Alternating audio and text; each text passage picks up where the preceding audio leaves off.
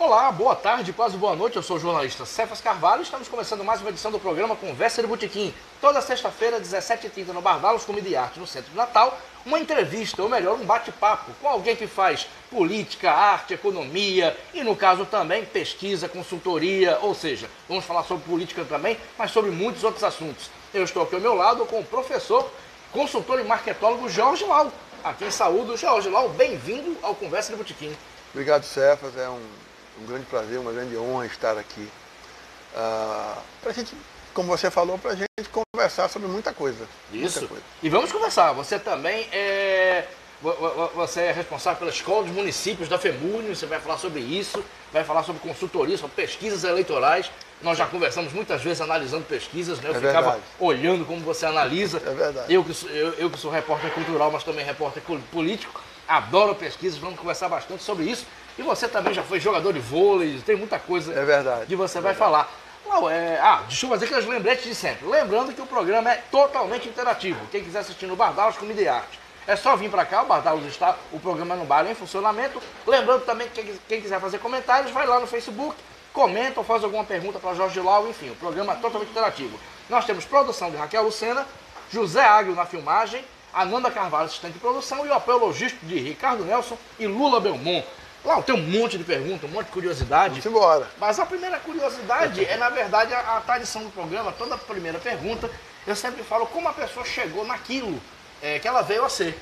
Então eu quero perguntar como é que era o jovem Jorge Lau. Se você era ligado a coisas de política, você já queria ser professor. E também esclarecer, você é de origem indiana. Isso. Seu pai é indiano, é isso? Exatamente. Conta um pouquinho sobre sua infância e adolescência, Lau. Tá, a minha infância no Brasil, especificamente, foi iniciada em Boa Vista e na Vila de Bonfim, que é a fronteira da Guiana Inglesa com Bonfim, né, da nossa parte, digamos assim, de Roraima, e Letem, que era um rio de Videomê, o rio Itacutu. E pequeno, foi ali, depois foi em Boa Vista, capital. Em seguida eu saí, Boa Vista na época, para estudar fora. Não tinha estudo. Na verdade eu fui jogar voleibol, joguei voleibol em Belém. Isso já adolescente? Já adolescente. Mas a minha infância basicamente foi essa, onde minha mãe se separou do meu pai. E nós,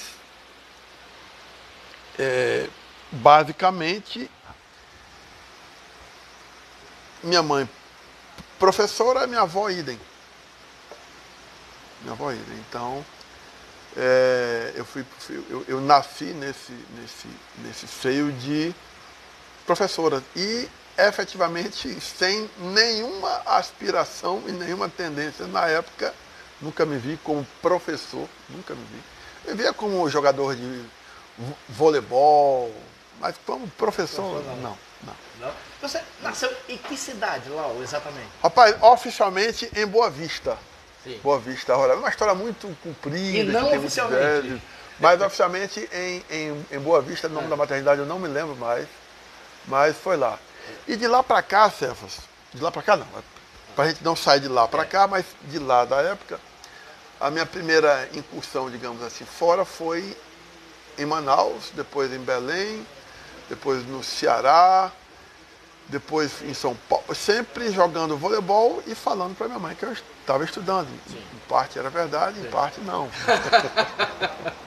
E sua mãe morava onde? Em Roraima. Ah, morava lá. Em Roraima, exatamente. E aí minha mãe veio para cá um pouquinho depois, para cá, para Natal. Eu passei aqui em 1986 jogando voleibol, eu achei isso aqui um espetáculo. Cidadezinha pequena, praias com belezas naturais espetaculares. Eu digo, pô, eu vou. E a minha dúvida era aqui e Florianópolis na época. Só que lá tinha umas variações climáticas muito grandes que não permitiam que a minha alergia ficasse em paz. Eu digo, vou para um climazinho um pouquinho mais quente, aí acabei vindo para cá. Então foi essa circunstância que te levou a morar em Natal? Eu ia perguntar isso, como é que você veio parar em Natal? Foi, eu passei aqui vindo e isso aqui é um espetáculo. E vôlei também, né? Então, na época foi montado um time, quando eu cheguei aqui, foi montado um time na ABB, Ricardo Canjica era o técnico. E o time profissional acho que durou 2 anos, 3 anos, eu acredito que foi mais ou menos isso. E nós ficamos nesse time, eu fiquei nesse time junto com outras pessoas que aprenderam a jogar comigo, como o Dadal. Dadal é uma figura. Dadal, enfim. Mas basicamente o motivo de eu ter ficado aqui em Natal foi por isso aqui ser muito lindo, foi um espetáculo para mim. E pelo voleibol. Aqui. Fala em voleibol, Lau, me confirma uma história. Eu soube que você chegou a jogar com o Stevenson. Isso. Atual senador. Isso. Foi isso mesmo? Isso. Ele aprendeu um pouquinho comigo. Você jogava no mesmo time? Isso, era na ABB. Na realidade, ele é um pouquinho mais novo que eu. Assim, não tenho muito costume de chamá-lo de Stevenson, né? Eu chamo por Ean, que é o nome que nós os chamávamos na época. Apelido de juventude fica a vida toda, né? Então, pode virar presidente da República, senador. Tem uma certa dificuldade em processar o nome. Então, Ean. O trato mais com ele. E hoje senador, né? Hoje senador. Senador mas eu conheci na época, isso, lá em 1990, alguma coisa, quando ele chegou aqui em Natal. Então já faz um pouquinho de tempo e já dei alguns autógrafos para ele também. Ele tinha as mesmas características? Não, ele era um jogador, como jogador, ele era um jogador muito bom na época, assim. Ele jogava direitinho, não tanto quanto eu, né? E quanto o meu ego também, né? mas eu conheço dessa época. Assim. Mas eu pergunto, assim, ele se destaca por ser um pouquinho agressivo, ele tem uma postura meio agressiva.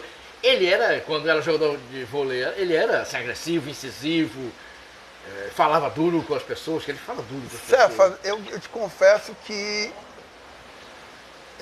essa turma mais nova, na verdade eu não prestava muita atenção nele, não. Eu prestava mais atenção em mim. Sim. Mas, assim, ele era um bom atacante. Para você ser atacante, você tem que ser agressivo no ataque. Você tem que ter força, você tem que ter explosão. Então, assim, comportamentalmente, que talvez seja onde você queira perguntar, eu não tenho muitas observações a ele não. O que eu sei, o que eu conheço é que ele é um cara muito bem intencionado. Né? Então, ele tem boas intenções dentro do espectro que ele vive, ele tem as boas intenções que eu não sou, a gente não convive especificamente, mas eu tenho um relacionamento muito bom com ele, eu acredito em parte nas intenções dele. Mas enfim. Perfeito. Eu estou aqui tomando conta da minha vida, ele toma conta da dele, então. Perfeito. Para a gente continuar a linha temporal e o vôlei, que também é uma curiosidade. Aí você deixou de investir no vôlei, aconteceu alguma coisa, porque você falou que não queria ser professor, depois você se formou em economia, virou mestre, adentrou o universo da política no sentido de consultoria, mas você queria ser jogador de vôlei. Aí o que aconteceu? Assim, eu tenho 1,87, que para alguns é uma boa altura. Sim. Mas para a média do brasileiro. Para quem é jogador de voleibol, não é uma boa altura. Embora eu tivesse uma impulsão muito boa que me compensasse, uma força também muito boa. Você era atacante ou levantador? Atacante. Então você chega a um determinado limite que você não consegue em função das digamos assim, das deficiências físicas que você tem, apesar de toda a compleição que eu tinha na época. E chegou um momento que eu não avançava mais para um patamar mais alto, que meu objetivo era a seleção na época, e eu digo, se eu não posso ser o top aqui, eu vou ter que ser top. E o esporte sempre me fez isso, de querer ser sempre muito bom e o melhor que eu poderia ser em qualquer atividade que porventura eu viesse a exercer. Sim.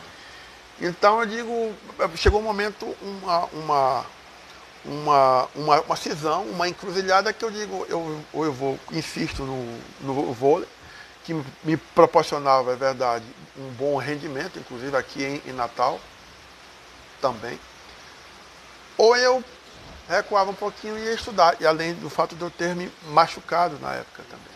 Sim. E aí eu digo, eu vou estudar. Então eu saí um pouquinho, mas saí literalmente. Saí do esquema de voleibol, de ser jogador de voleibol, e passei a estudar, a princípio em economia, me formei em economia, depois estudei marketing e tal. Mas foi basicamente esses os caminhos, que foi foi uma análise, foi uma SWOT. Foi uma SWOT que foi feita que eu vou trilhar esse caminho aqui.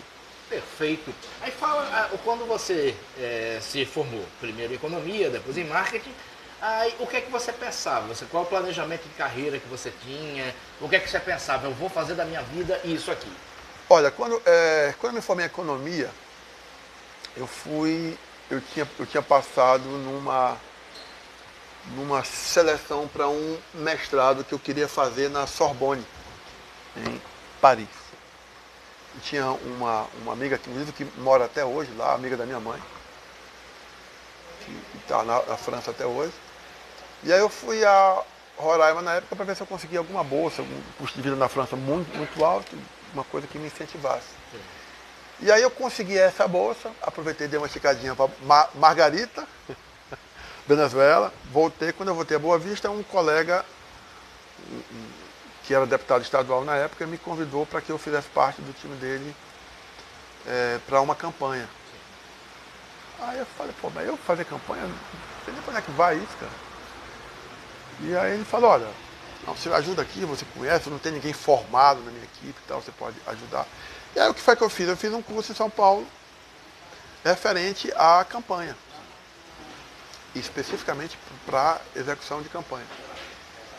E fiquei lá em Boa Vista. Na verdade, o convencimento foi financeiro.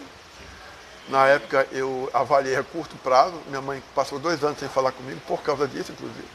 Que eu fiquei lá para fazer essa campanha. Porque ela queria que eu fosse fazer um mestrado fora do país, o que seria a coisa mais lógica. Né? Mas enfim. E aí a partir dessa entrada no mundo. Detalhe, ele ganhou a campanha. Eu ia perguntar se ele ganhou. Ganhou. Eu ajudei a estruturar a campanha dele toda. E a partir desse instante eu fui fazendo mais e mais cursos em São Paulo, Rio, para que eu pudesse ser sempre daquela perspectiva de ser o melhor que eu poderia ser.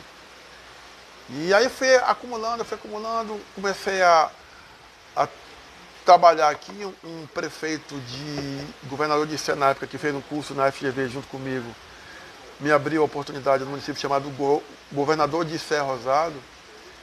E eu comecei apresentando algumas ideias foram aceitas, foram bem-vindas, aí começou indica para o outro indica para um. Em 2016, aí eu passei no mestrado, aqui, depois de Boa Vista, voltei para cá. Sim, pra cá. Passei no mestrado em 2002, eu acredito. 2002, 2003. E ao passar nesse mestrado, na sequência eu recebi um convite para ensinar, coisa que até então eu não tinha. Perdão, um pouquinho antes, eu como economista fui ensinar na escola Terezinha Paulino, escola municipal de ciência, por 2 anos. 2000, 2002, eu acredito. Matemática. E aí, a partir daí, fiz o concurso lá para o primeiro mestrado em economia do Estado. Fui aprovado em primeiro lugar na época. E já com 3 ou 4 meses eu fui convidado para ensinar em algumas universidades aqui. Aí descobriu que gostava de ser professor. Topei a princípio para ver o que é que dá. Gostei. E recebi um convite de Walter Alves para que eu fizesse parte da campanha dele. Fiz parte da campanha dele. Para deputado, né? Federal. Para deputado estadual. Estadual. Faz tempo. Aquela eleição de Garibaldi contra Vilma. Você faz tempo isso. 2006. 2006, sim. Daí, após essa campanha, não continuei com ele durante 1 ano. Depois de 1 ano, já fazendo campanhas e assessoria pelo interior, Messias, Campo Grande, Apodi, Patu, enfim. E aí eu encontrei com o Walter, precisando conversar com você para resumir a história. A gente me convidou para que eu fizesse parte do gabinete dele, tomasse conta da parte de marketing do gabinete dele. Topei a parada, fiquei com ele durante 7 anos. Depois me fez o convite para que eu fosse lá para Brasília na época, só que eu já estava atuando um pouquinho fora daqui do estado. Eu já tinha alguns convites, foi em 2014. 2014. E a princípio Rio, algumas coisas em Boa Vista também, a empresa já estava se expandindo, já estava atuando em outros estados. E eu resolvi efetivamente não acompanhá-lo, pelo menos dessa forma, indo para o gabinete dele lá em Brasília. Basicamente é essa a história, até avancei um pouquinho, é referente à escolha de voleibol e estudo. Perfeito.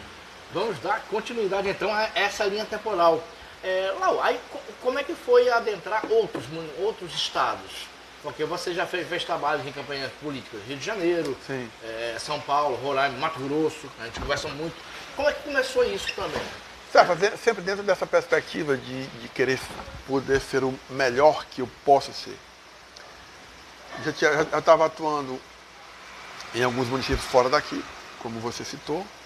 E aí um colega que tinha ido ao Mato Grosso, um dos estados que tem uma atuação um pouco mais forte, me convidou para ir para conhecer Sorriso com um candidato em Sorriso.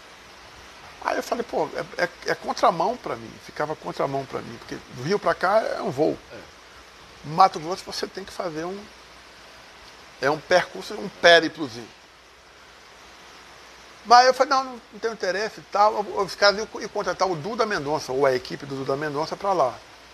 Não, aqui é muito bom, é um outro mundo. Eu não tinha a perspectiva do Mato Grosso, eu não conhecia o que era o Mato Grosso efetivamente. Estou falando de 2016 isso.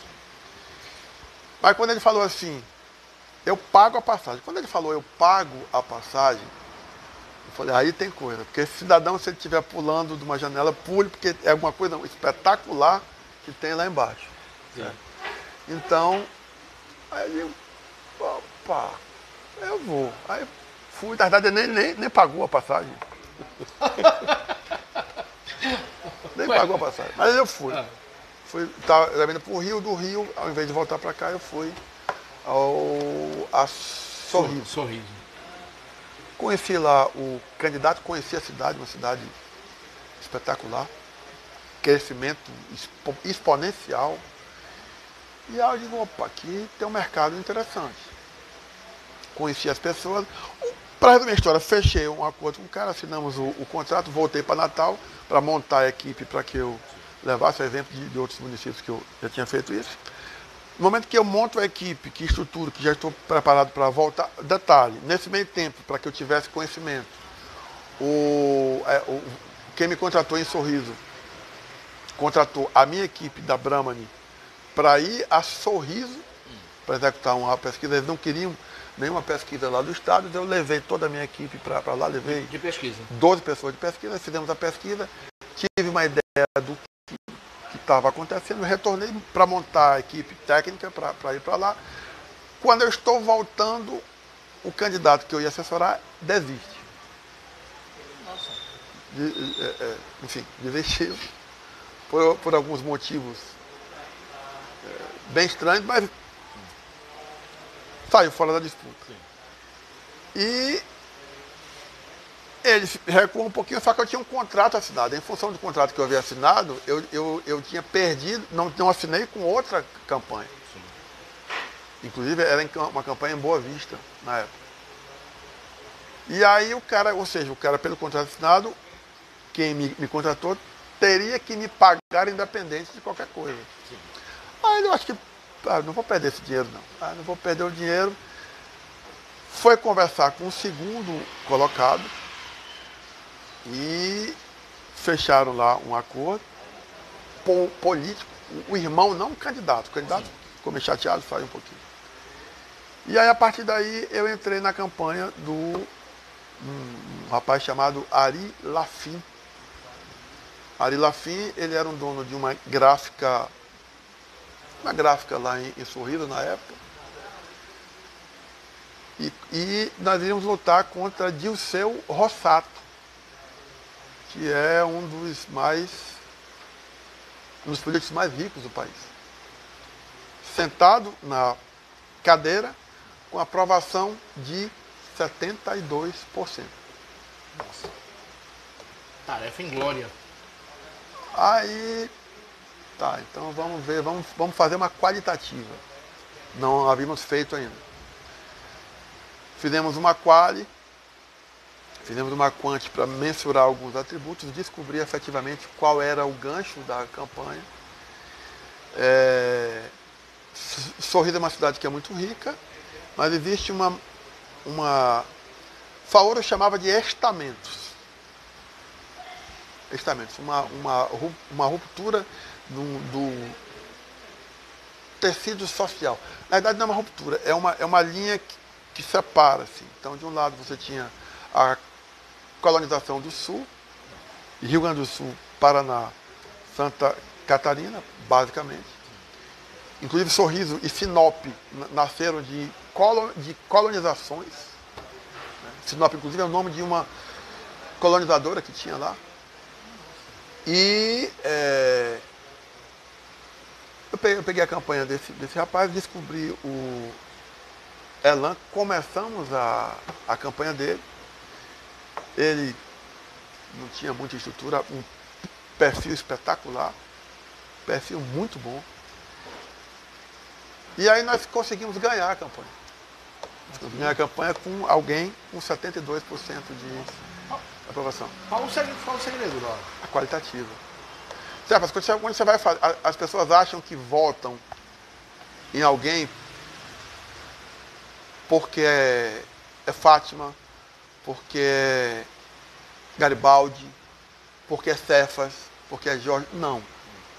As pessoas votam em atributos de imagem. O que é que o Cefas Carvalho representa?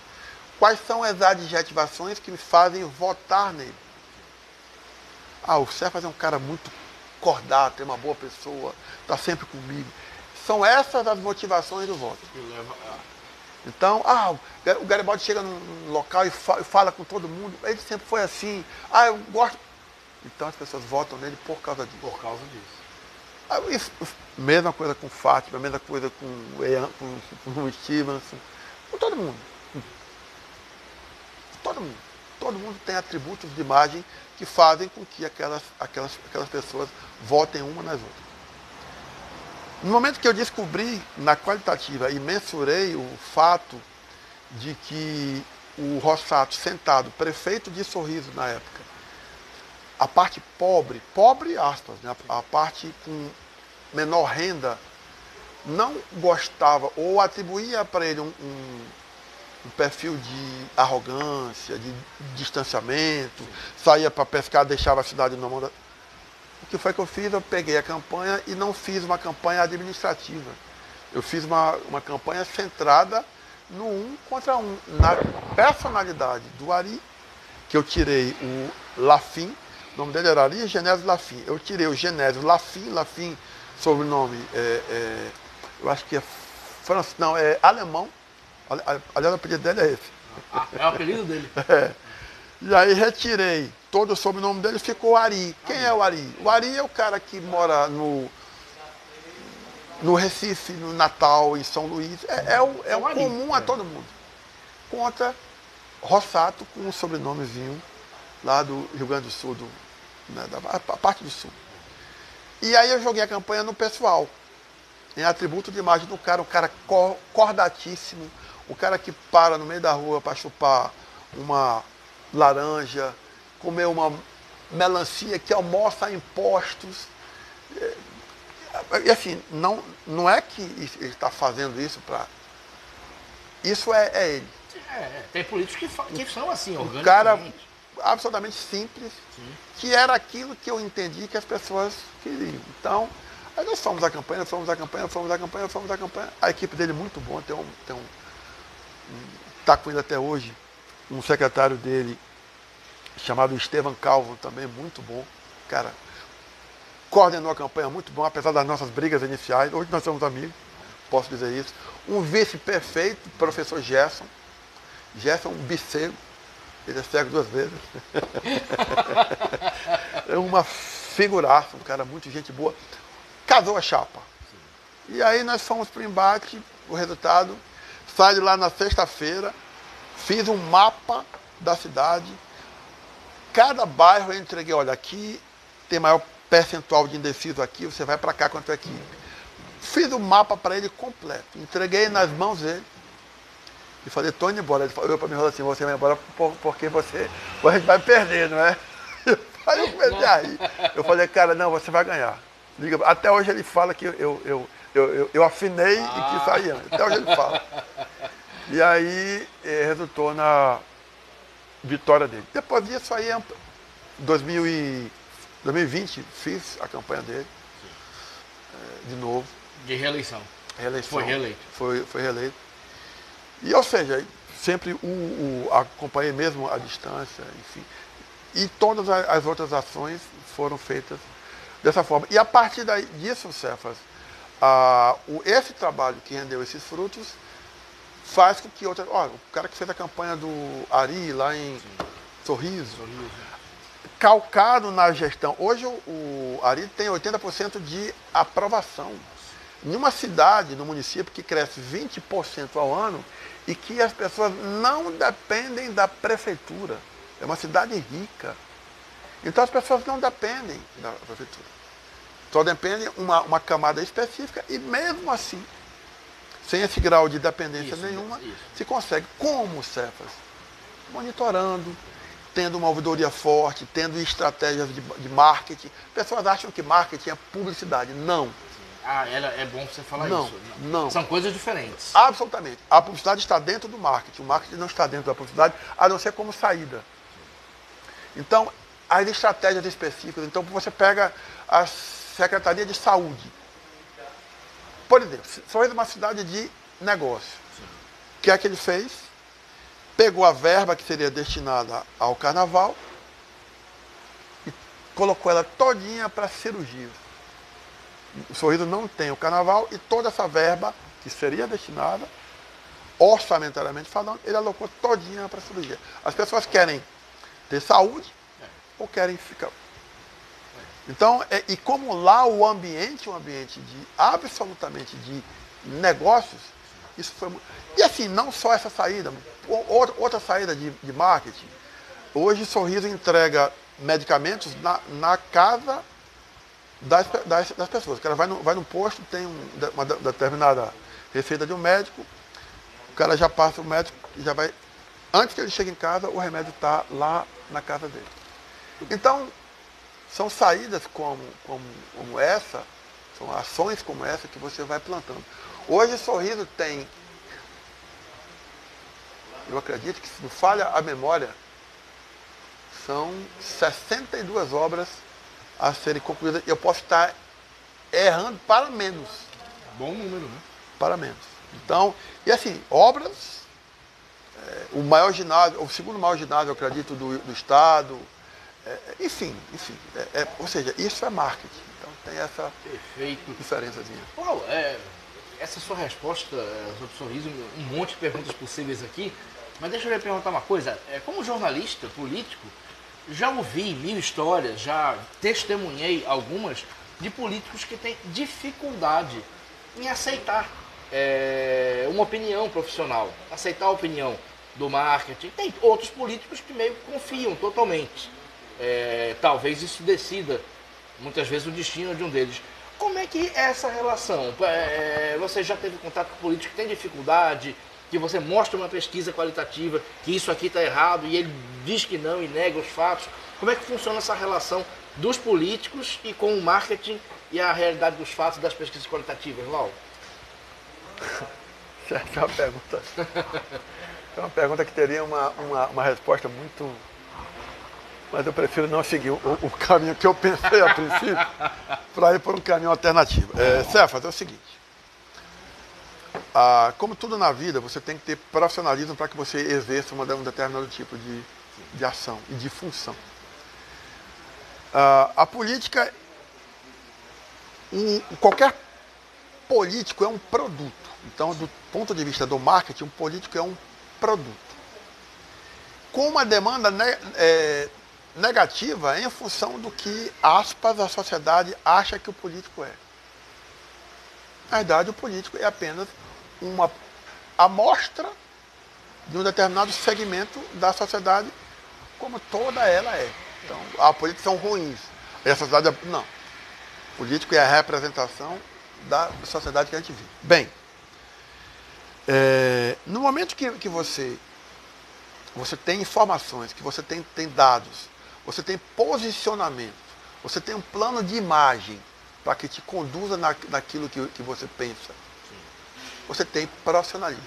Então a função do profissional de marketing é mostrar para aquela pessoa, para aquele profissional, a realidade, não é do que eu acho.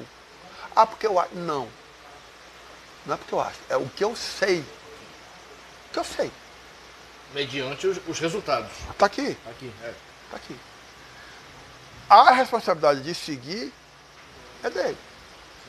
Isso aconteceu especificamente em alguns cenários eleitorais, nessa eleição passada agora.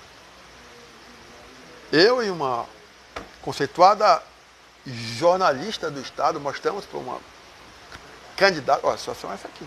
Se você não fizer isso aqui, você vai perder. O candidato optou por seguir um outro rumo. Eu fui para outro rumo. É porque existem algumas coisas muito óbvias. Muito óbvias. Né? Então, no momento que você aborda essas situações sem emoção e com maior isenção possível, você tem, e com base em dados, em informações e análises, você tem muito mais condições de ditar um rumo que aquela pessoa segue totalmente, parcialmente ou não segue. Já que o ônus daquela decisão está nos ombros do candidato. Então é uma... E eu sinceramente não vejo muitas assessorias que vão muito nesse caminho, não. Então existe um certo medo de você enfrentar aquele cliente. Quando ele está fazendo uma coisa que não é certa. É um certo receio sabe? Inclusive agora, nessa viagem que eu tive, que eu fiz, assessorando um determinado prefeito, falei uma coisa numa reunião, ele se chateou, deu o famoso piti. Eu ouvi ele calado, falei, meu amigo, eu estou vindo de longe aqui para te falar o que é. Para falar o que não é e te acariciar, você já tem toda a tua estrutura aqui. Então não venham ver aqui bater palma para o teu acerto, eu venho ver os teus erros que podem complicar o teu posicionamento futuro. A minha função é essa. E eu não sou bom também de bater palmas também. Aquela velha ironia socratiana é sempre bem-vinda. Mas enfim, Cefas, então essa é a função de um profissional de marketing. Entendeu? É conhecer todas as nuances do que cerca. E dizer o que tem que ser dito. E não só no público. Opinião, Não só no público. Sim. Mas também na parte privada. Eu vou citar um exemplo. Sim. Tinha uma empresa conceituada aqui no ramo de atacado. Aí essa empresa vai e me contrata porque queria abrir uma loja em Parnamirim. Obrigado, Ricardo. Gosta de queijo, Léo? Obrigado. Gosta de queijo? Gosto sim. Queria abrir uma loja em Parnamirim. E aí me contratou, eu fiz uma pesquisa de mercado. A primeira coisa que eu comecei a analisar foi a carteira de clientes dessa empresa. Sim. Na hora que eu vi a empresa, então fazia parte de Parnamirim, mas não tinha muita gente lá. E aí eu fui para os produtos dessa empresa. Os produtos dessa empresa eram para clientes A e B, ou seja, empresas que estavam dentro desse patamar.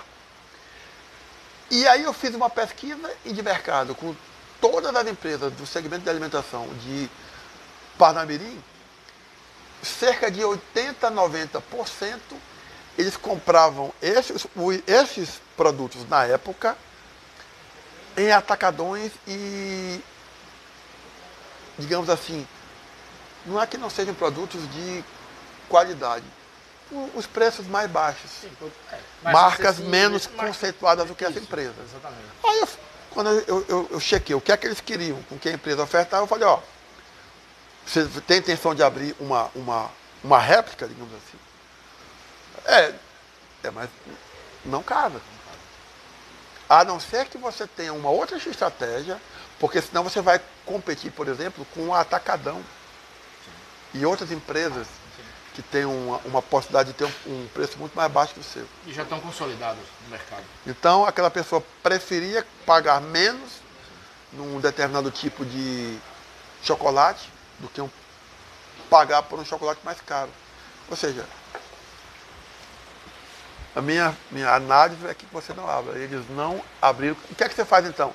Você aumenta a tua qualidade do teu atendimento aqui, gera estacionamento, mais comunidade para o teu atual cliente. O resultado foi um aumento efetivo dessa empresa no faturamento. Ou seja, isso é entender qual é o cenário que serve. E o entendimento errado pode levar justamente ao contrário, né, Lau? O nosso saudoso Pinto Júnior tinha até... Que foi quem apresentou a gente, eu conheci você através do Pinto Júnior, que deve estar assistindo a entrevista, né? Com certeza. Em algum lugar. Com certeza, com certeza. Pinto Júnior gostava de brincar sobre isso, porque Pinto Júnior dava muito valor à pesquisa, ele dava muito valor ao marketing, apesar de ser jornalista, né? Formado em comunicação social. Pinto Júnior brincava, e ele era diabético, ele dizia: você não pode abrir uma doceria numa rua que só tem diabéticos. Então realmente tem que ter isso, né, Lau? Assim, você não vai abrir um estabelecimento num lugar onde o perfil das pessoas não consome aquele estabelecimento. Aí como é que funciona o marketing nisso? O marketólogo tem que dizer: amigo, não abra aqui não, abra no bairro seguinte, ou então aconselhamos a não fazer isso. Como é que funciona esse papo reto com o cliente, Lau? Basicamente, cada cliente chega com alguns tipos diferentes, obviamente, de intenção. Eu te contei um caso específico. Mas você tem uma empresa, você quer abrir uma filial, em qualquer outro canto. A primeira coisa que você faz é um estudo do mercado. Ou seja, dos potenciais compradores. Quem é o teu demandante? Tá. Quem são os teus concorrentes? O que é que eles ofertam? Qual é o produto que eu oferto? Vejo similaridades e divergências. A partir desse conhecimento, aí você vai para pontos específicos. Você pode entrar em layout, você pode entrar, por exemplo, em localização, que para algumas empresas é absolutamente vital. Por exemplo, um posto de combustíveis mal localizado, a não ser que seja único. Mas não sendo, num lugar onde é difícil fazer um retorno, ou então uma faixa única. Perfeito. Então, então, cada mercado, cada segmento tem as suas peculiaridades, que a ideia é que você, em um estudo, você entenda, você faça uma pesquisa desse mercado, você compreenda, e a partir disso, você posicione aquele cara em determinado aspecto na mente daqueles prováveis consumidores. Aí você sai com a publicidade. Mas depois que você entendeu tudo, a mensagem que você quer enviar para aquele consumidor, dentro daquilo que ele quer ver e que você tem. Não adianta você ter um tipo de produto aqui, você tem uma água sem gás e a galera quer água com gás. Então você tem um problema sério na mão. Entendeu? Então, não adianta você fingir.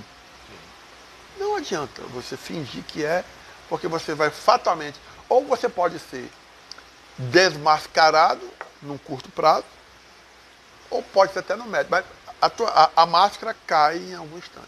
Seja de um político, seja de uma empresa específica, sempre cai. A ideia que o marketing faz é tentar aproximar os atributos de imagem que a demanda quer em determinado tipo de produto, seja ele um produto que fala ou não, a concepção daquela ideia de produto que você tem.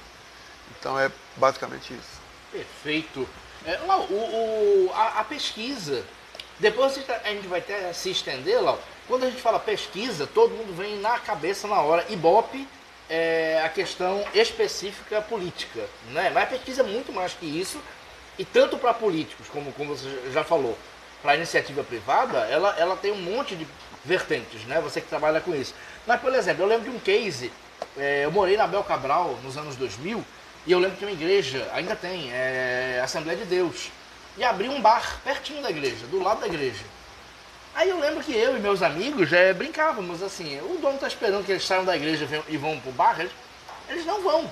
Então o bar mal durou 6 meses. Em compensação, abriu uma pastelaria e pizzaria pouco depois. Até hoje está lá.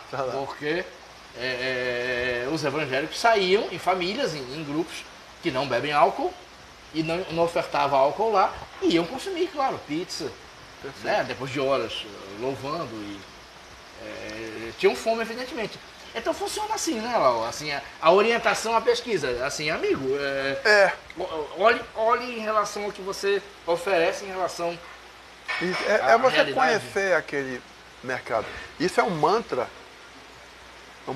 E, impressionantemente, alguns empresários, algumas pessoas que querem investir, alguns políticos, antes de qualquer coisa, eles sempre acham que sabem mais do que eles pensam que sabem do que realmente é. Sempre foi assim. Sempre assim. Então, às vezes, você se depara com uma... Eu vou citar um exemplo. Sim. Uma determinada empresa fez um lançamento de uns apartamentos em determinado local. E esses apartamentos não venderam muito a princípio. Sim. E aí me chamaram para tentar entender o negócio. Eu fui entender, e aí eu notei algumas dificuldades. Aí quando eu consegui compreender qual era o real motivo, foi basicamente o seguinte: esse lançamento, ele era para o padrão A, mas estava aquém efetivamente do que poderia ser para o padrão A. Tá? Ou seja, esse imóvel ele poderia ser mais luxuoso, digamos assim. Que é o que o padrão A. E o preço estava, embora estivesse aqui no limite inferior, ele estava acima do poder aquisitivo da B. Então eles não atenderam o que os clientes do segmento A gostariam de ter. Sim. E ficaram acima do padrão da classe B de comprar. Ou seja, eles planejaram mal aquele imóvel diante do entendimento da classe. Sim. Eu falei, aqui só tem uma solução. Ou vocês baixam um pouquinho esse preço, para que você capte um segmento da B mais, B mais. Ou vocês reconstroem o que seria. Mais difícil. Mais difícil. Então foi esse. Isso deu briga, inclusive, lá na época. Eles não compreenderam? Acharam ruim. E aí tentaram uma outra alternativa, que obviamente não deu certo. Passados 6 meses, eles voltaram para aquilo que eu havia dito.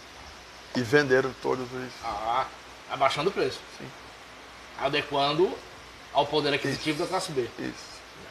Então, é basicamente esse o entendimento. Perfeito. Well, a gente falou de Pinto Júnior, aí me veio agora uma nostalgia aqui. Eu lembro quando o Pinto me ligava, Cefas, você está em matéria na rua, venha pra cá que George Lau está chegando e ele vai fazer uma leitura aqui de uma pesquisa de Parnamirim, pesquisas qualitativas, e era muito bom. E eu assistia você lendo as pesquisas.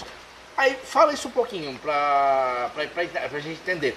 Existe uma leitura, né, de pesquisa, existem os números, e com os números não se briga, números são exatos, mas você pode fazer uma leitura, né, inclusive cruzando informações. Sim. Informações de gênero, ou seja, de sexo, informações de classe social, mediante poder aquisitivo.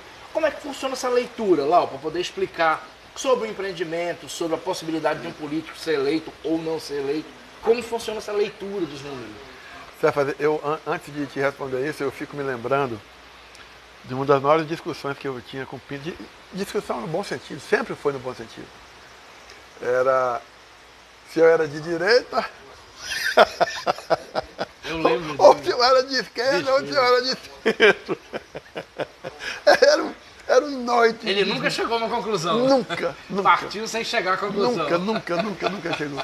Mas eram discussões absolutamente prazerosas, rapaz. Era muito bacana, porque como eu sou notívago, durmo todo dia, na faixa, entre 2 e 3 da manhã, todo dia, é a hora que eu durmo. E ele também um pouco. Então, 1h30 da manhã, a gente cansava de ficar meia hora no telefone. Às vezes a minha esposa acordava. Quem é? Eu falei, Pinto Júnior. Ela já sabia, né, desses nossos papos. Mas é um cara que eu tenho muita saudade e grande admiração também. Mas enfim, voltando à pergunta que eu acabei esquecendo. A pergunta é sobre a leitura de pesquisas. Porque tá. Pinto também era fascinado, né? Sim, Como você conseguia fazer uma leitura. Que é uma coisa interessante, né? Como eu falei para quem está assistindo. Você fazer a contraposição de gênero, classe social, cor. Aí você consegue ter um recorte de quem tem potencial para votar em você ou consumir o seu produto. Uma pesquisa de opinião, ela é um documento. Às vezes as pessoas querem saber quem está na frente, quem está atrás, enfim.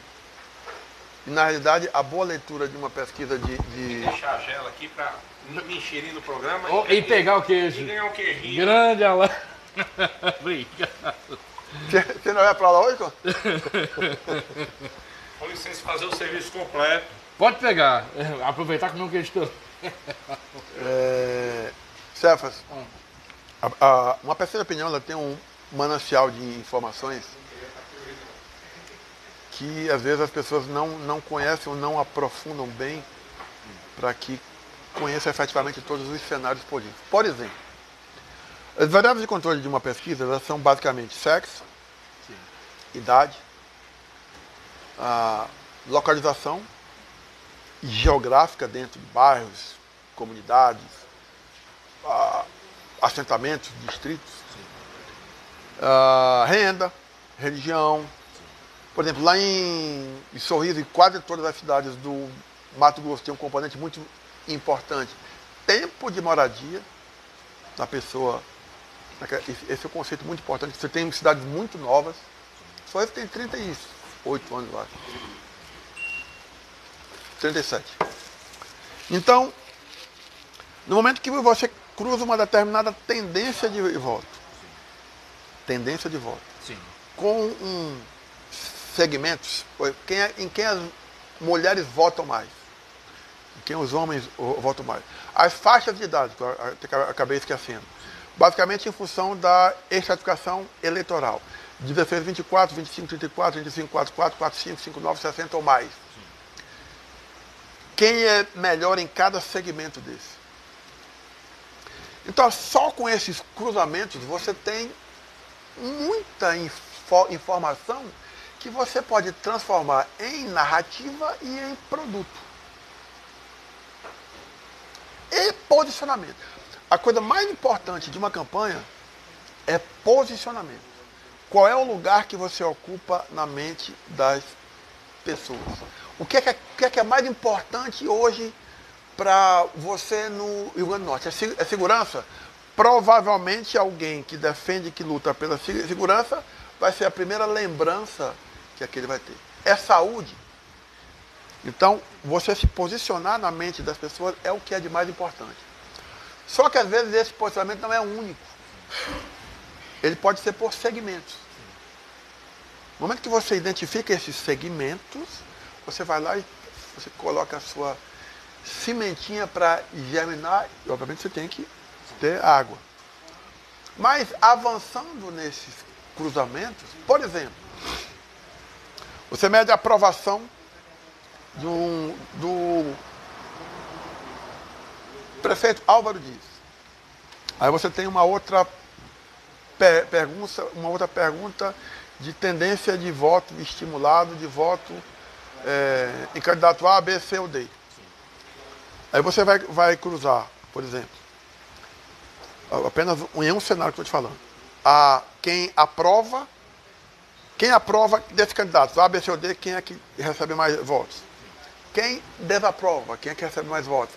Os indecisos estão votando em quem? E você pode ampliar uma coisa que eu chamo de visão, que é você pega, por exemplo, você fez uma pergunta teste. Sim. Você é contra ou a favor do aborto? Aí você vai, quem for contra, você seleciona esse contra e você vai ver a aprovação com a tendência de voto. Você tem o perfil. Se você quiser, veja bem, aí se você quiser enquadrar esta pessoa como sendo um eleitor de direita. Sim. Que às vezes não é assim. Que às vezes não é, sim. Não é assim. Então, ou seja, todo esse entendimento que gera da análise profunda desses cruzamentos e das movimentações permitem você saber, por exemplo, quando um candidato a vice soma voto. Eu já vi muitas vezes alguns candidatos unirem votos, esse aqui é o candidato, esse aqui é o vice, Sim. mas ocupando o mesmo espectro. Ou seja, ele não somou nada. Não é nada. E ainda, às vezes, eles estão em espectros distintos, mas por um gargalo, ou por um gap, ou por um distanciamento deste candidato com esse aqui, vai vir um cara. Vai vir este candidato para ser vice, mas o eleitor não vem. E muitas vezes, este candidato vindo para cá, consolida um teto. E isso permite que você possa, por exemplo, afirmar para o teu cliente quem é que vai ganhar a eleição de 2018. Olha, 2022, quem é que ganha? Ganha isso aqui, porque... Então, te permite fazer essas leituras com mais profundidade. Lembrando sempre uma coisa. Existe uma tendência. Tá? Tendência é uma tendência. Isso me chama muito a atenção, porque às vezes você se depara com algumas situações, por exemplo, de alguém querendo fazer uma leitura, dando ela como factual, como, por exemplo, essa pessoa fez uma leitura que o Stevenson Sim. não teria condições alguma de ser eleito senador quando foi eleito. Sim. Então, essa pessoa desse instituto fez essa leitura. Eu vi, inclusive, esse vídeo disso. E eu digo, meu Deus. Ao passo de que uma outra leitura que foi feita para um outro grupo político, eu falei, olha, esqueça o Stevens. Esse cara está eleito. É aqui. E foi o que aconteceu. Porque é possível que você, na análise desses cruzamentos e dos atributos de imagem, o que as pessoas queriam em Natal naquele cenário de 2018? Era o quê? Estava claro. Não é o Adem, não é o Stevenson. Não, eles queriam segurança, adjetivação. firmeza. Na nacional, Bolsonaro. Vamos lembrar que nós estávamos no cenário bolsonarista. Bolsonarista, isso. A Stevenson era associado a macheza, segurança, firmeza. Essa história eu conto. O candidato a senador no estado do Mato Grosso me chama para que eu faça a campanha dele. Se era junho, não tinha quanto e não tinha qual. Eu falei, minha Nossa Senhora. Deputado federal, na época de alta plumagem em Brasília, líder nacional do PSDB. Pessoa muito importante. Cheguei lá, sentei, tá. Beleza, vamos em frente. Quali. Não, faça Quali. Fez a Quali com um instituto muito bom chamado Vetor. De lá. Miriam, espetacular. Recebi a Quali, tal, preciso medir isso aqui. Os adjetivos eram trabalho e uma espécie de paladino. As pessoas queriam um paladino. Ou uma paladina. Aí eu não sabia qual era a proporção, porque a qual ela te dá o que é, mas não quantifica. Aí eu quantifiquei. Então, basicamente, era 70% para o paladino e 30% para aquele cara que tinha muito trabalho pelo Estado. O meu candidato não se encaixava em nenhum desses aspectos. Apesar da importância. E aí eu digo, meu Deus, eu vou ter que falar. Quem estava comigo lá era Gerson de Castro. Sim, Gerson de jornalista Castro. Gerson de Castro. E aí eu cheguei para ele, falei, negão, olha aqui. Aí ele ficou assim, eu peguei ele, Aí ele respondeu para mim, negão. E aí, você vai falar? Eu digo, vou. Você sabe que a gente vai perder a campanha. Eu falei, sei. Eu sei que a gente vai perder a campanha. Até porque pelo perfil do rapaz lá, o rapaz não ia entender.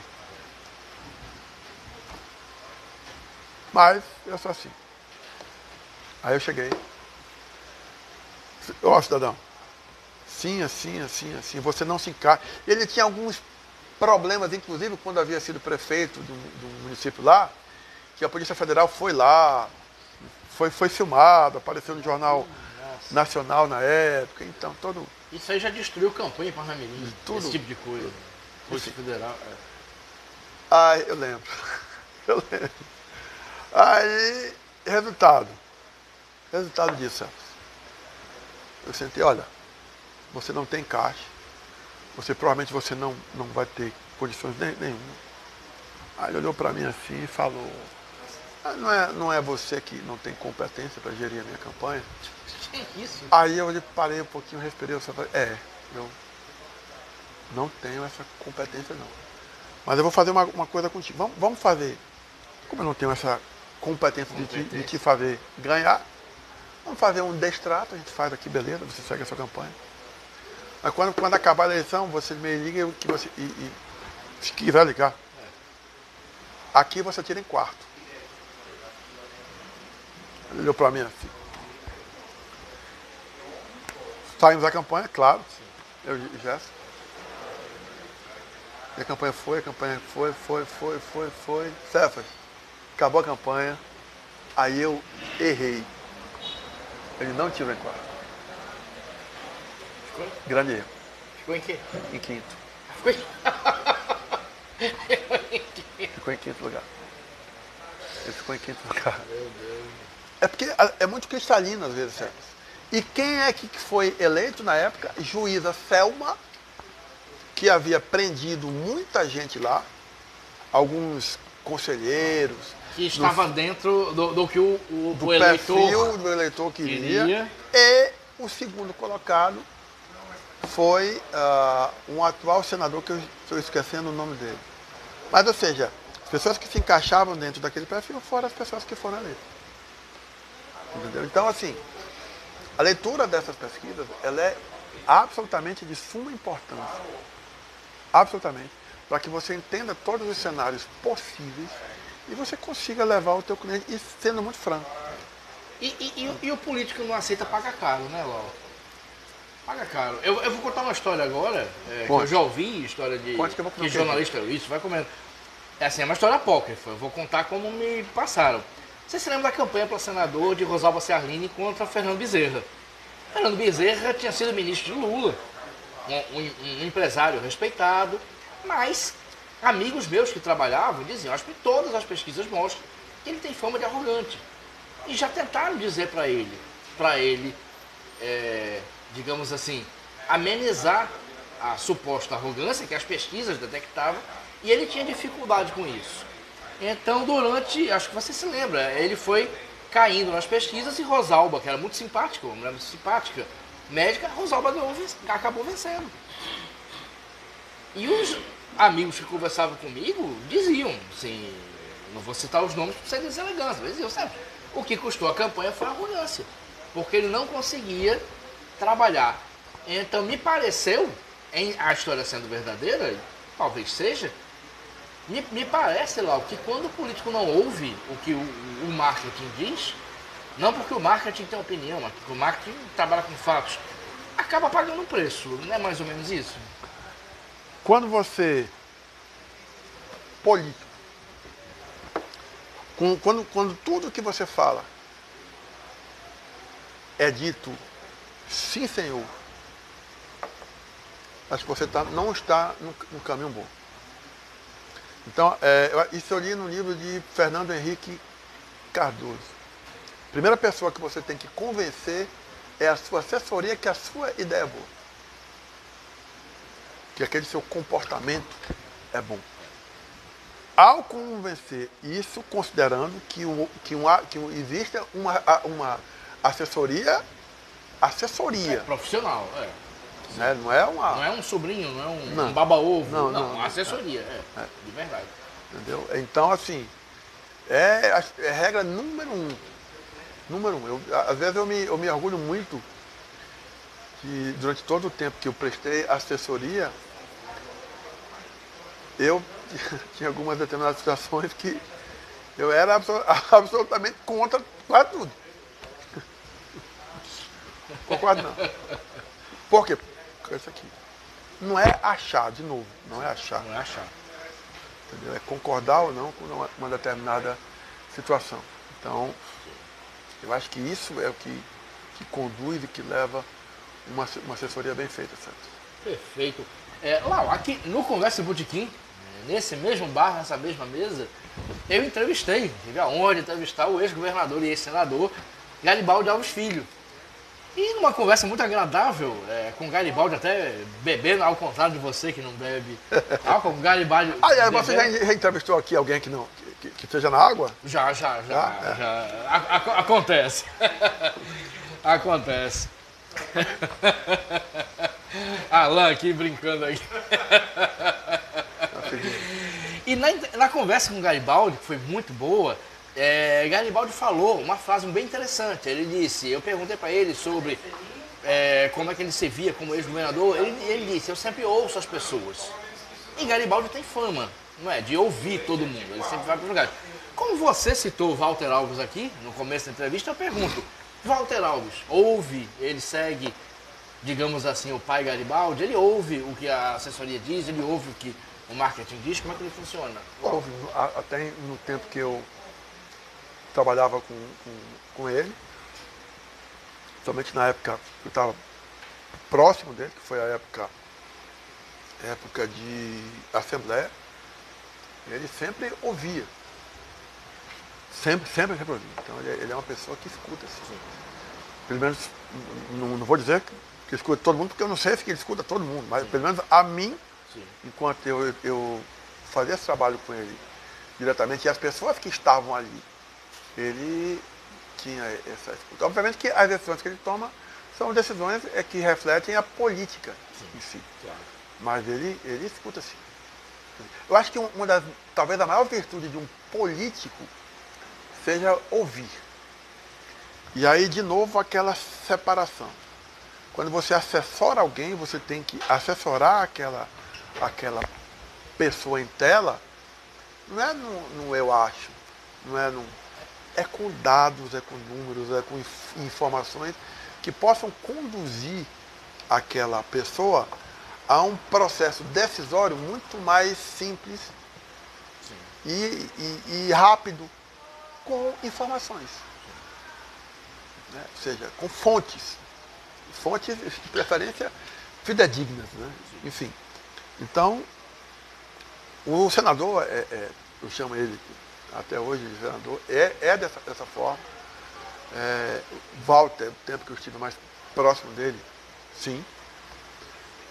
Outro que tem esse dom é o atual presidente da Assembleia, que hoje faço esse trabalho com ele, que é o presidente. Sim, Ezequiel é inteligentíssimo. É um político, né? Ele é inteligentíssimo, ele escuta. Transita com a esquerda, transita com a direita. Entendeu? Tem informações, ele trabalha com informações, é por isso que ele é a menos. É a menos. Então, e isso é uma vantagem absurda. No meu entendimento, é uma vantagem absurda. E se dependesse dos blogueiros durante a campanha, Ezequiel rompia com Fátima e saía para uma campanha louca para o governador, né? Não, vários. Aliás, vários não, quase todo mundo. Fiz matéria sobre isso. Quase tem todo os mundo. prints todos? Quase todo mundo. As matérias. Ezequiel vai lançar candidatura terça-feira. Anotem. Tá bom, vamos. Fazer o print. Quase todo mundo. Então, mas Ezequiel lia as pesquisas, né? Ele via as pesquisas e ouvia, né? As assessorias. Hoje, política sem ouvir, Você colocar, antigamente você colocava o ouvido no chão, né? Para ver se o trem estava vindo, se o cavalo estava vindo. Sim. Os sinais de fumaça. Então ele é bastante inteligente. Se não fosse, ele estaria sem mandato agora. Astuto. Sim. Astuto. É porque, sabe, às vezes, assim, uma campanha ela inicia de uma forma e você não sabe como ela acaba. Eu te citei um exemplo, por exemplo, do prefeito lá de Sorriso. Do Ari. Então, iniciou de uma forma que era uma derrota eminente. Não foi. Então, vamos supor, Fátima partia de um favoritismo. Poderia perder? Não sei. A tendência era que não. Preste atenção, tendência. Sim. Mas a campanha começa de uma forma e ninguém sabe o que acontece nesse meio de como é que ela termina. O que eu sei é o seguinte. Hoje é impreterível, é condição sine qua non para a existência de um grupo político, montagem de cenários estratégicos e posicionamento constante. Ah, não é não. Você tem que pensar politicamente o tempo todo. Interlocução, relacionamento, posicionamento, pensar a curto, médio e longo prazo, e você ter isso muito claro para quem... E às vezes o que a gente percebe daqui de fora é que as coisas vão acontecendo e não se tem domínio, não se tem controle, não se sabe. Fui pega de surpresa, ou fui pego. Então, essa montagem desses cenários, Cefas, que é absolutamente imprescindível para qualquer político. Tem uma frase de um escritor que eu, inclusive, se Deus quiser, eu vou conhecer a cara desse cidadão agora, que chama Tommaso de Lampedusa. Autor de O Leopardo. El Gato Pardo. Que virou um filme de Visconti maravilhoso. Exatamente. Ele tem uma frase nesse livro que eu acho absolutamente espetacular. Na política, tudo tem que mudar para permanecer como está. Essa é uma frase... Isso é maravilhoso, né? Absurda. Absurda. Porque é isso. Então, mas para que mude, você está sentindo que tem que mudar. Beleza, tem que mudar. Mas como é que eu mudo para que permaneça como está? Aí, essa percepção que às vezes escapa ou falta para alguns políticos pela aquela simples tentativa de permanência, sabe? E aí vem a opinião pública, o distanciamento do que o povo quer com o que você é, do que você representa, e o resultado nunca é muito bom. Perfeito. Estamos aqui com Conversa do Botequim, já passou de 1 hora, é isso mesmo? Eu achava que não tinha nem meia hora, mas... A conversa tá boa, né? Tá boa, eu tinha umas 48 perguntas aqui, mas ó, deixa eu fazer uma. Você coordena a escola de municípios da FEMURNE. Isso. Como é que funciona esse trabalho? Lá, a FEMURNE, inclusive, é bem... a FEMURNE tem polêmicas. Eu já entrevistei o Babá, não aqui no Conversa do Botequim, entrevistei na PNTV. Tenho vontade de entrevistar o atual presidente, Luciano Santos, que tem uma história bacana aqui no Conversa do Botequim.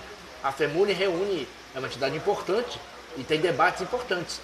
Como é que funciona a escola de municípios, João? Olha, primeiro, agradecer o convênio que foi firmado entre a Assembleia e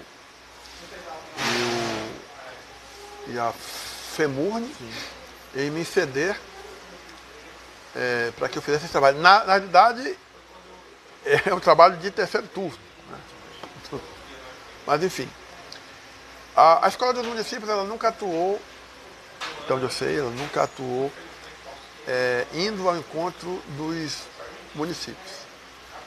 Tá? Então, as estratégias, mesmo diante desse cenário não muito favorável aos municípios, em termos de receita, nós levamos cursos de capacitação. Primeiro fizemos uma pesquisa para saber quais as maiores deficiências dos municípios e, em seguida, nós ofertamos esses cursos Inclusive, quem estiver querendo, algum município, é só entrar lá no site da Escola dos Municípios, ou no próprio site da FEMUND, que tem lá um linkzinho, um banner, é só você clicar que você entra lá no site para saber quais são os cursos que são ofertados pela escola. Muito bom. E nós estamos desenvolvendo esse trabalho lá de levar esses cursos. Tivemos agora em Mossoró, recentemente, com leitura, inclusive leitura de pesquisas, um curso sobre contratos, certo? E a nova lei que vai entrar em vigor agora para os municípios. Então, foram basicamente esses 3 cursos que nós levamos, além de outra feira que nós também fizemos em Paulo Ferro. Além disso, a escola hoje, ela, por nosso comprometimento com o atual presidente Luciano Santos, ela montou um GT, um grupo de trabalho sobre o desenvolvimento econômico dos municípios, para entender e levar propostas nos diversos segmentos. Né? Ou seja, esse grupo de trabalho está em formação para que a gente oferte isso. Além disso, nós vamos iniciar agora de forma pioneira, na próxima segunda-feira, uma consultoria, uma parceria, inclusive, com a Universidade Federal, Departamento de Economia, para levar um plano de desenvolvimento, auxiliar o município de Pau dos Ferros a elaborar um plano de desenvolvimento econômico para aquele local. Então, são iniciativas inéditas e pioneiras, iniciativas inéditas e pioneiras que a FEMUNE hoje está tentando caminhar. E, além disso, nós temos agora feito uma programação, nós já estamos recebendo alguns artigos para a revista Município, que é também uma parceria da FEMUNE com a Universidade Federal, uma revista científica. Então, a ideia é que nós aproximemos a academia dos municípios, ou seja, nós podemos ter contribuições muito efetivas e boas para os municípios, além de propiciar um espaço para que os municípios apresentem cases de sucesso. E é bom a academia, né? Claro. Adentrar mais. Vitor Júnior também falava muito isso, a academia estar mais na realidade, Sim, né? sim. E não apenas no mundo acadêmico. Perfeito. Então, isso é uma iniciativa muito bacana.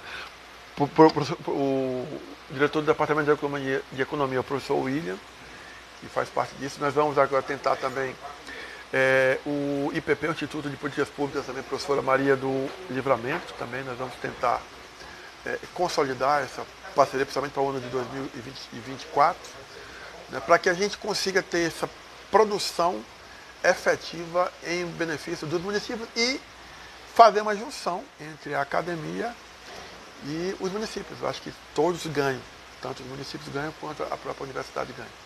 Muito bom, muito bom. Basicamente isso. E, Ângelo, deixa eu lhe dar uns presentes aqui, umas cortesias dos nossos apoiadores. Nós temos o apoio da Cachaçaria Morim, que mandou para você aqui uma cachaça São João, cachaça do interior da Paraíba. Perfeito. Eu acho que isso, lá em casa, vai ter quem aproveite bem isso. Pronto, aqui, é bom assim. Dona Cláudia, ó. Que bom. Agradeço. E nós temos parceria com a livraria Manimbu, com a Unilivreira, a editora Unilivreira, de Aloysio Azevedo. E eu vou lhe dar aqui o livro Meia Pata, até uma coincidência brutal. Eu recebo os livros de Aloysio, e esse livro, o autor é potiguar, mas mora em Roraima, desde 2022, no estado que você já citou. Já é Macuxi, então. O livro Meia Pata. Muito bom, excelente. Ricardo Dantas. Isso. Excelente. Muito bom. Duas cortesias de 2 apoiadores da gente, perfeito, agradeço. Perfeito. Lê e beber um pouquinho. Bom demais. Mas, inclusive, só para finalizar, eu estou lançando o meu segundo livro. Bom agora, disso, aquele famoso segundo livro que todo ano eu lanço. Isso. Eu devo lançá-lo agora a partir de fevereiro, mais tardar.